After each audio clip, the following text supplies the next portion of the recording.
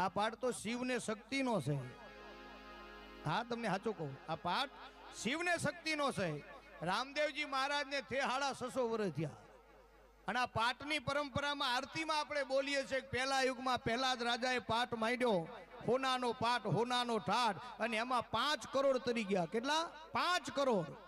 બીજા યુગમાં હરિચંદ્ર રાજાએ પાઠ માંડ્યો રૂપાનો, હાલ જે આપણે રૂપાના પાઠના દર્શન કરીએ ઈ, અને એની અંદર 7 કરોડ તીર્યા. ત્રીજા યુગમાં ધર્મરાજા યુધિષ્ઠિર એમને પાઠ માંડ્યો ત્રાંબાનો, એમાં 9 કરોડ તીર્યા. અને ચોથા યુગમાં બલિ રાજાએ માટીનો પાઠ માંડ્યો, એમાં 12 કરોડ તીર્યા. બોલો, આ આરતીમાં આપણે ન સાંભળ્યું? તો આ તો આદિ અનાદિ કાળથી આ પરંપરા છે.